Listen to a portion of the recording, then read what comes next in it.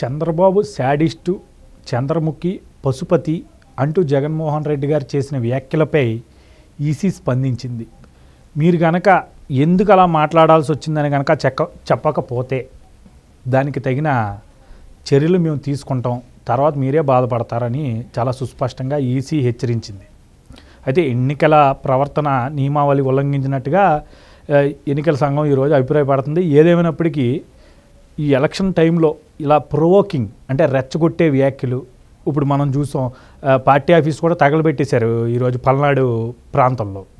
ఇలా ఇష్టానుసారంగా వైసీపీ వారు నిన్న గన్మ్యాన్ ఎవరో వచ్చి బుర్ర పగలు కొట్టేశాడంట. అనంతబాబు గన్మ్యాన్ ఎవరో వచ్చి బుర్ర పగలు కొట్టేశాడు. ఇంకా ఇష్టానుసారంగా రాష్ట్ర వ్యాప్తంగా దాళ్ళు హత్యలు చేసేస్తున్నారు. మీ అభిప్రాయం ఏంటి దీని మీద? ఓవరాల్గా జగన్మోహన్ రెడ్డి గారే కుర్చీ అదే కాలర్ మడత పెడదాం అన్న లైన్లోనే ఈరోజు క్యాడర్ మొత్తం సాగుతున్నారు. మీ ఉద్దేశం ఏంటి మరి దీని మీద? మరి ఇప్పుడు జగన్ పని అయిపోయింది. వాళ్ళకి జనాలు ఓట్లు అడిగి ఓట్లు వేయించుకుని గెలుద్దామనే ఆలోచన లేదు, గతంలో కూడా లేదు. అప్పుడు అనేక మంది సాయం పడితే వచ్చి కూర్చున్నాడు. ఎవరో కేసీఆర్ సాయం పెట్టాడు, మోడీ గారు సాయం పెట్టాడు, గవర్నర్ నరసింహన్, మాజీ అధికారులు, విశ్రాంతి జడ్జిలు, రకరకాల వాళ్ళు అందరూ ప్రజా సంఘాలు, కుల సంఘాలు, ఆత్మలో ప్రేతాత్మలో ఎంతమంది సాయం చేశారు. సాయం చేస్తే పచ్చబత్తాలు ఇలాంటి అన్నిటితోటి ఆయన మొత్తం మీద అలాగైతే సాధించాడు. అసత్య ప్రచారాలు అవి చేసి వచ్చిన తర్వాత సాధారణంగా ఏం చేయాలంటే ఇలాంటి ఒకసారి అమ్మాయి బలి దొరికిందిరా బాబు మెటలాగా మనకి అనుకుని మనిషి మారాల, మారి ప్రజారంజకంగా పరిపాలన చేసి ప్రజల మనసు గెలుచుకోవాలి. ఇతను ఏం చేశాడు? చంద్రబాబు నాయుడు గారిని శాడిస్ట్ అన్నాడు. ఎవరు శాడిస్టో, ఎవరిది పైశాచిక ప్రభుత్వం అనేటువంటిది నేను చెప్పిన దాన్ని బట్టి నువ్వు నిర్ణయించు, అయితే ఇది చూసిన వాళ్ళు నిర్ణయించు.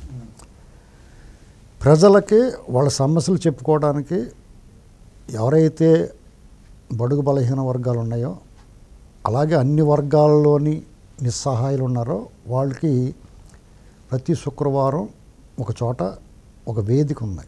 చంద్రబాబు నాయుడు గారిని అప్పుడు ముఖ్యమంత్రిగా ఉన్నప్పుడు కలిసి వాళ్ళ బాధలు చెప్పుకుంటే తక్షణ సహాయం అందింది. అలాంటిది ప్రజావేదిక. దాన్ని కూలగొట్టారు. సరే, ఇది ప్రభుత్వ స్థలంలో అక్రమంగా కట్టారు కాబట్టి కూలగొట్టారు అన్నాడు. ప్రభుత్వ స్థలంలో ప్రభుత్వ ధనంతో కట్టించింది అక్రమమైనా సరే నువ్వు ప్రభుత్వ ధనాన్ని వృధా చేయడం అనేటువంటిది ఒక రకమైన ఎలాంటి ప్రవృత్తి. సరే, అక్కడ కూలగొట్టిన రబ్బిష్ ఏదైతే ఉందో శకలాలు, వాటిని ఇప్పటికీ తీయకపోవడం అనేటువంటిది ఏ రకమైన మానసిక స్థితి. డిస్మాంటిల్ చేసేయండి, డిస్మాంటిల్ కూడా చేయలే. డిస్మాంటిల్ చేసి తీసుకెళ్ళచ్చు, దాన్ని కూలగొట్టి ఆ శకలాలన్నింటినీ అక్కడే ఉండొచ్చడం. చంద్రబాబు నాయుడు గారు రోజు చూసుకుంటే వెళ్ళాలి రావాలనేటువంటిది అది ఏ రకమైన బుద్ధి, ఏ రకమైన ప్రవృత్తి ఇది? ఈ మాట విన్నవాళ్ళు అనేక సార్లు మాట్లాడే మనం అందరికీ అర్థమైంది. ఇది పోలవరం వల్ల సాగునీరు, తాగునీరు, జల విద్యుత్ ఉత్పత్తి జరుగుతుంది. బహుళార్థక సాధక ప్రాజెక్ట్ అది ప్రజల పట్ల ఏమాత్రం ప్రేమ, అభిమానం, గౌరవం, బాధ్యత ఉంటే నువ్వు అక్కడ కాంట్రాక్టర్ నీకు నచ్చలేదు, ఒకవేళ అతను అవినీతి చేస్తున్నాడు అనుకో, నువ్వు కూడా డబ్బులు ఆగేసన్నా సరే నువ్వు ప్రజల ఉపయోగం చేయాలి కదా. బ్యాట్లో గుడ్లాగా, గుడ్లో మెల్లలాగా దాన్ని పూర్తి చేసి ఉంటే ప్రజలకు ఎంత ఉపయోగపడేది. నీ చేతిలో 70% అయిపోయింది, ఇంకొక 20-30% అవ్వడానికి పెద్ద కష్టమే ఉంది. వాళ్ళు వరల్డ్ రికార్డు సృష్టించారు వాళ్ళు. దాన్ని మార్చి రివర్స్ ట్రెండింగ్ అని చెప్పి దాన్ని మొత్తానికి మటాష్ చేసేసారు. అమరావతి రాజధాని నువ్వేం చెప్పొచ్చు అక్కడికి? వాళ్ళకి ఏం హామీ ఇచ్చావు? నువ్వు హామీ మాట తప్పడమే కాకుండా వాళ్ళని వేదనకు గురి చేసావు. వాళ్ళ వేదనలోంచి, వాళ్ళ ఆక్రోశంలోంచి, వాళ్ళ కన్నీటితో బాధ తప్పు హృదయాలతో ఉంటే వాళ్ళని ఇంకా ప్రతిరోజు ఏదో రకంగా ఇబ్బంది పెడతావు. సెంటు భూములు ఇస్తానని ఆ భూముల్ని, లేదా రోడ్లు తవ్వుకుని రబ్బిష్ అది తోలిపోవటం, ఆ నిర్మాణాలను పాడుపెట్టేయటం, మొక్కలు మొలిపించేయటం, ఇది ఏ రకమైన ప్రవృత్తి? అవునా కదా? ఇలాగా ఒకటా రెండా? మొదట్లో నేను మీ బిడ్డని, మీరు నన్ను కాపాడాలి, జాలిగా మా నాన్న చంపేశారు, మా బాబాయ్ని చంపేశారు అని వచ్చి మెల్లమెల్లగా తన వికృత స్వరూపం చూపించడాన్ని ఏ రకంగా చెప్పాలి? ఇది గంగ చంద్రముఖిగా మారింది అంటాడు కదా రజనీకాంత్ గారి సినిమాలో. మొదటి దిగ్భ్రాంతి అంటాడు, ఆ స్టోరీ చెప్తా. అలాగా ప్రజలకు నువ్వు దిగ్భ్రాంతి గురి చేసావు, నువ్వు దిగ్భ్రాంతి గురి అవ్వలేదు. ఇలాంటి పరిస్థితుల్లో తిరిగి చంద్రబాబు నాయుడు గారు నానటువంటి ఆయన లబోదీబోం అంటే నాశనం అయిపోతుందిరా, సర్వనాశనం. ఎలక్షన్ ముందు చెప్పాడు, 19 ఎలక్షన్ ముందే, బాబువాడు వస్తే డోలు తీరిపోద్దురా, మీకు అమరావతి ఉండదు, పోలవరం ఉండదు, అభివృద్ధి ఉండదు, సర్వనాశనం అయిపోతారో, వీళ్ళు దొంగోళ్ళు, బందిపోడు దొంగలు, వీళ్ళు రాకూడదు అని చెప్పాడు. దొంగలు పడతారని సాటింపేస్తారు పోలీసులు గట్టరని. అలా వేసాడు ఇతను. దొంగలు పడతారని సాటింపు వేసినప్పుడు కూడా ఊళ్ళో పహారా పెట్టుకోకుండా జాగ్రత్తగా తలుపులో వేసుకోకుండా పడుకుంటే ఎలాగైతే దొంగలు వచ్చి దోసుకెళ్ళిపోతారో అలా దోసుకెళ్ళిపోయాడు. తిరిగి వీళ్ళని అంటాడు.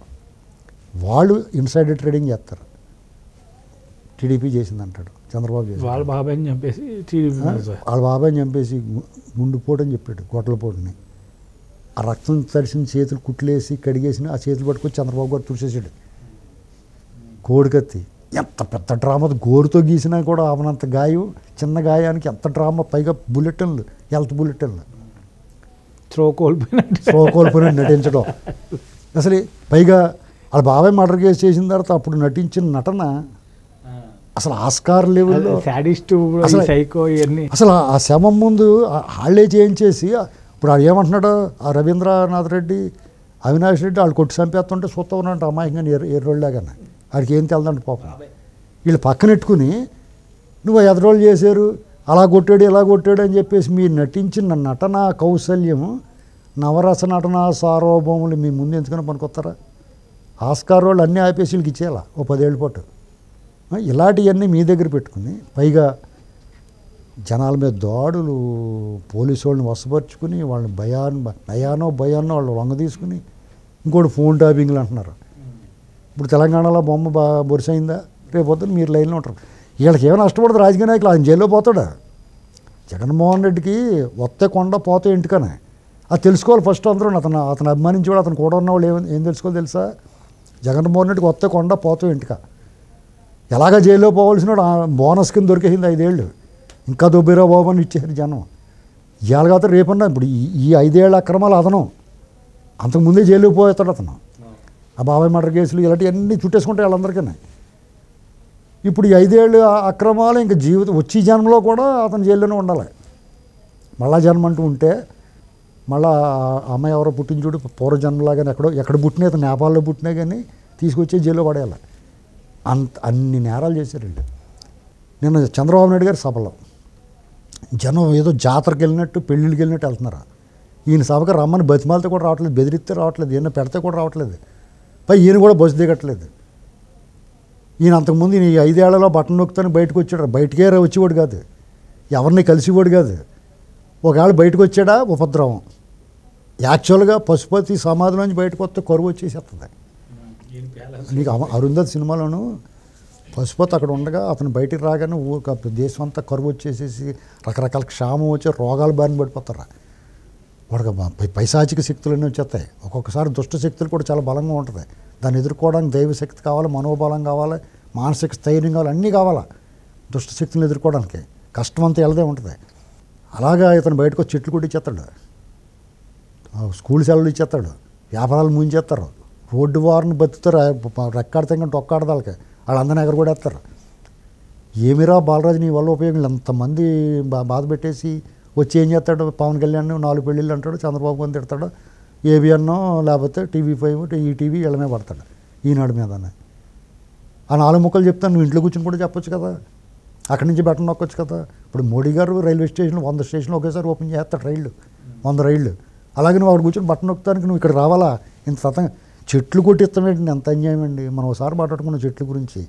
అలా ఒక ఈవెంట్కి 5 కోట్లు ఎంతో తినేస్తున్నాడు. అసలు ఎంత దుర్మార్గం అంటే ఇవన్నీ వీళ్ళు చేసి చంద్రబాబు గారి మీద నెడతాడు. ఇది ఆలోచించుకోవాలి. నిన్న మొన్న చంద్రబాబు నాయుడు గారి సభ కుళ్ళు ఆక్రోశం ఏ రేంజ్కి వెళ్ళిందంటే చంద్రబాబు నాయుడు గారి సభలు సక్సెస్ అయిపోతున్నాయి. జనం ఎగబడి వచ్చేస్తున్నారు. ఎండ కొండ మంట ఏమీ చూడలేదు. పబ్లిక్ మూడ్ అండి అది. పబ్లిక్ మూడ్ అలా మారిపోయింది. ఇంకా వాళ్ళు ఆఫీస్ దగ్గర తలెట్టేశారు. ఇప్పుడు అర్జెంటుగా జవహర్ రెడ్డి ఇప్పుడు ఏం చెప్తాడు? పోలీసు వాళ్ళు ఏం చెప్తారు? ఇప్పుడు లెటర్లు రాశాడు కదా ఈనాడు కాటలకి, క్రాంతి రాణా టాటా వాళ్ళని, మీ పని మీరు సక్రమంగా డ్యూటీ చేస్తే మిమ్మల్ని ఎవడే పౌర సమాజం ఖచ్చితంగా స్పందిస్తుంది. ఈ భారతదేశ పౌరులు సర్వస్వతంత్ర సర్వసత్తాక ఈ ప్రపంచంలోనే అతిపెద్ద ప్రజాస్వామ్య దేశమైన భారతదేశ పౌరులుగా మాకు పూర్తి హక్కులను, మా ప్రాథమిక హక్కు అది, మేము ఖచ్చితంగా ప్రశ్నిస్తాం. మీరు పబ్లిక్ సర్వెంట్స్, మేము పబ్లిక్, మీరు ప్రజలకు బాధ్యతగా ఉండాలా. ఇటువంటి అవకతవకలను అరికట్టాలి. మీ డ్యూటీ మీరు చేయాలి. పోకిరి సినిమాలు అన్నట్టు ఇవాళ డ్యూటీ చేయరా అంటాడు ఆఫీసర్ని, వాళ్ళ పై ఆఫీసర్. అలాగే ఈ 40 రోజులంటే మీరు డ్యూటీ చేయండి సక్రమంగానే. అంతకుముందు ఎవడ బూట్లు నాకినా ఎవడ పట్టించుకోండి, తర్వాత మళ్ళీ ఎవరి నాకినా ఏదో పడండి. కానీ ప్రజాస్వామ్యాన్ని కాపాడండి. ప్రజాస్వామ్యానికి పునాదైన ఎన్నికలు, ఓటు, దాన్ని ఆ పౌరులు సక్రమంగా ఉపయోగించి వినియోగించుకునే అవకాశం కల్పించుకోండి. ఇలాంటి దుర్మార్గాలు చేస్తుంటే వాళ్ళ వెనకాల మీరు ఉంటే, ఇవన్నీ ఎదటోళ్ళ మీద ఆపాదిస్తుంటే ఖచ్చితంగా అని ఎన్నికల కమిషన్ బాగానే స్పందించింది, చర్యలు తీసుకోవాలి. ఇది మొదటి హెచ్చరిక. ఇది తుఫాను వచ్చినప్పుడు మొదటి ప్రమాద హెచ్చరిక వేస్తారు, రెండోది మూడోది కానీ అన్నీ ముంచేస్తారు.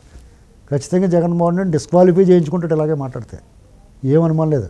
నా అంచనా ప్రకారం ఇప్పుడు ఎమ్మెల్సీలు రాజీనామా చేసిపోతున్నారు చూసావా, అంటే వాళ్ళు 3 ఏళ్ళు 4 ఏళ్ళు 2 ఏళ్ళు వాళ్ళకి ఇంకా పదవి అవకాశం ఉన్నా రేపు వద్దన్న ప్రభుత్వం మారినా కానీ జెండా ఎత్తేచ్చాడు అటే పోవచ్చు. అయినా సరే చిచ్చి మేము ఇందులో ఉండమని పోతున్నారంటే అది ఇంకా తెలియట్లేదా? ఇతని పరిస్థితి ఏమైపోయింది, ఇతని పని అయిపోయిందని తెలియట్లేదా? ఇప్పుడు ఎంత దారుణం తెగబడ్డారంటే వేమిరెడ్డి ప్రభాకర్ రెడ్డి గారు అంటేనే వైసీపీలో గంజాయి వనంలో తులసి మొక్కలట్టుడు. ఆయన ఆల్రెడీ టీడీపీలోకి వచ్చాడు. వాళ్ళ కుటుంబాన్ని ఎంత నీచంగా మాట్లాడారు వాళ్ళు. ఇప్పుడు మళ్ళీ వాళ్ళు వైసీపీలోకి వచ్చేస్తాడని చెప్పేసి ప్రచారం దోషం. ఇంకా ఇలాంటి దానికి తెగబడతారు వాళ్ళు. లోకేష్ మారిపోతున్నాడని చెప్తారు కూడా, వైసీపీలోకి వస్తున్నాడు అంటారు. దీని మీద ఆధారపడ్డారు వాళ్ళు. ఎందుకంటే వాళ్ళ అధికారాంతమైపోతుంది, సర్వభ్రష్టుడైపోయాడు, ప్రజల ముఖం చూడలేకపోతున్నాడు, హామీలన్నీ తొంగలో దొక్కేశాడు, మద్యపాన నిషేధం లాంటివన్నీ చేసి నేను ఓట్లు అడుగుతానన్నాడు. మాట ఎలా చెప్పాలో ముఖం ఎలా చూపించాలో తెలియక ఇలాగ అడ్డదారిలే వెళ్తున్నాడు.